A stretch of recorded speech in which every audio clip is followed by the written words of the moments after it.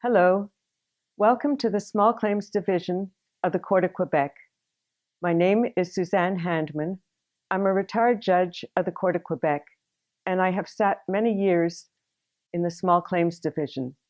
But today I'm speaking to you on behalf of the judge of the court who will hear your case in the Small Claims Division. You have been convened to a hearing by the court. I am sure you would like more information. We have produced this video for you in order to help you adequately prepare your file and your witnesses, whether you instituted the procedures or you are the defendant.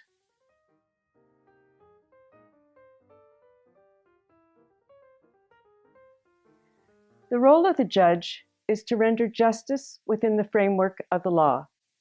For this purpose, the proceedings and examination of your file must respect certain rules.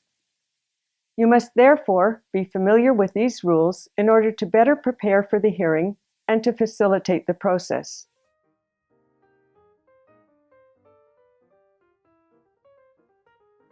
At the hearing, there are no lawyers to represent you. Your opponent does not have a lawyer either.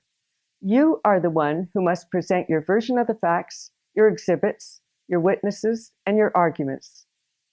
The judge, for his or her part, must provide you with assistance that is equitable and impartial.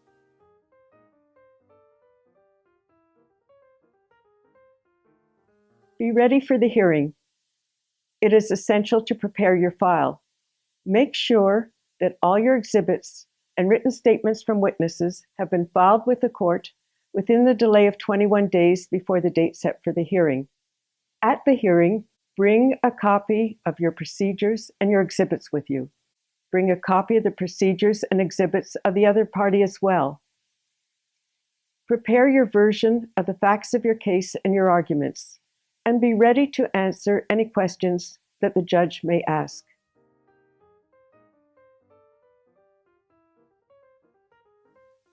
Be sure that your witnesses are present at court on the day and time of the hearing.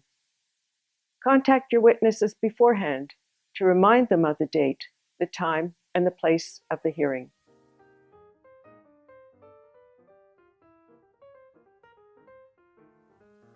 As for the proceedings, the judge hears the files according to the order in which they have been placed on the roll or according to the order determined by the judge. While you're waiting for your turn to present your case, you can watch the proceedings of the other cases. Alternatively, you can take advantage of this time to explore the possibility of reaching an agreement with the opposite party that is acceptable to you. Since the dispute belongs to you, you can always settle it. If you come to an agreement with the other party, you must inform the judge. Then he or she can verify your agreement to make sure that it definitively settles your case. If you wish, the judge can homologate the agreement. This gives it the same force as a judgment, and it can be executed. Then you may leave the courtroom. You should know that everything that is said in the courtroom is recorded.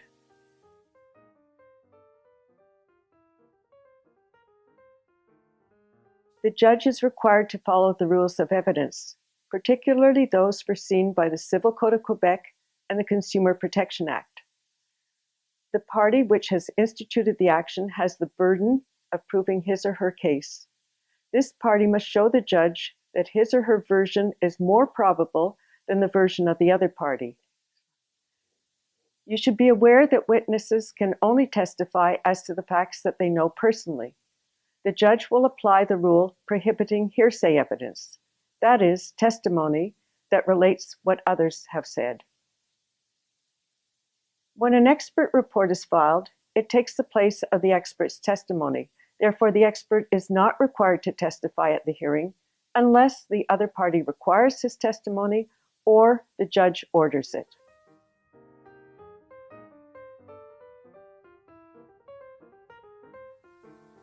Before the hearing, the judge examines the procedures and the exhibits which have been filed in the court file. On the day of the hearing itself, come to the courtroom on time. Dress appropriately. When you arrive, you should advise the court clerk of your presence. When all the parties have arrived, You will be sworn in by the court clerk. Be prepared to set out the events of your case in chronological order. The judge does not know the facts as well as you do. Don't use expressions such as I think, I believe, I presume. The more you are clear in presenting the facts of your case, the more you will be convincing. At the beginning of the hearing, the judge may ask if you agree that the other party's exhibits be produced in the court file, which means that the judge takes cognizance of them. If you disagree, you must indicate the reasons for your opposition. The judge may also ask the witnesses to leave and wait outside the courtroom until it is their turn to testify. This is to assure that witnesses are not influenced by the testimony of those who precede them. The judge will ask witnesses to withdraw from the courtroom if one of the parties asks the judge to do so, or if the judge determines that it is appropriate. Then the judge will invite the plaintiff, namely the party which instituted the procedures, to present his or her version of the facts, exhibits, witnesses, and arguments. Remember, you can only present documents which were filed in court within the delays, unless the judge gives you permission to file any others. After the plaintiff has finished, the defendant will present his or her contestation as well as witnesses and arguments. If the defendant considers that the claim is entirely or even partially justified, he can propose payment modalities. If there's a third party involved, such as the party called in warranty, that party can also present their case and arguments. The third party can also propose payment modalities. Don't forget that when you testify, you must stand and directly address the judge. You should address the judge as Your Honor and always be respectful during the hearing.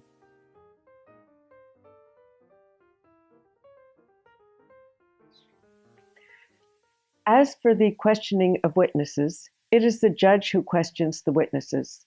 The judge will pose questions that he or she considers necessary to resolve the dispute. You must respect each person's right to speak. You must not intervene during the testimony of the witnesses or the other party. If you believe that some aspect of their testimony is inexact, take note of it, write it down.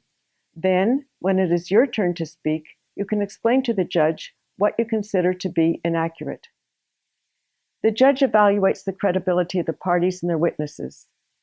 During the hearing, don't argue with the other party. You must not forget, it is the judge who you must convince, and not the opposite party.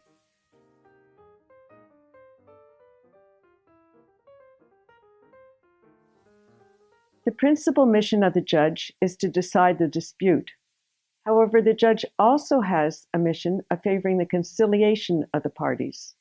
This means the attempt of one party to reach an agreement with the other party. If the circumstances lend themselves to conciliation, or if you ask the judge, he or she may invite you to try and reach an agreement with the other party. If you negotiate an agreement, you'll immediately know the outcome of your dispute. While a judgment can award only a sum of money, an agreement between the parties can foresee other terms. For example, you can agree on the modalities of payment or even on an exchange of services instead of paying a sum of money.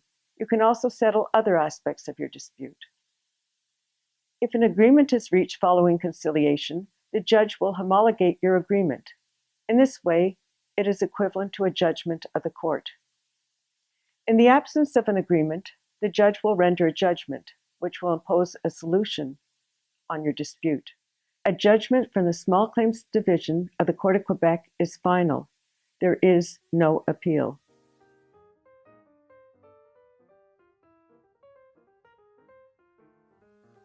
The judgment is rendered according to the applicable law and the evidence presented at the hearing. The judgment may be rendered at the hearing itself or in writing after advisement. Advisement is the period of reflection the law grants to a judge to render his or her judgment.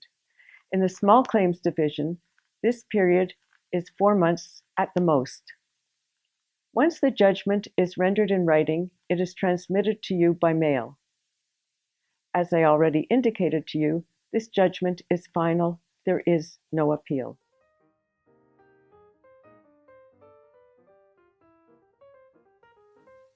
I thank you for your attention. I encourage you to consult the internet sites to learn about the initiatives of the Roundtable for Small Claims. I also encourage you to consult the leaflets destined for the parties in the Small Claims Division of the Court of Quebec. Again, thank you.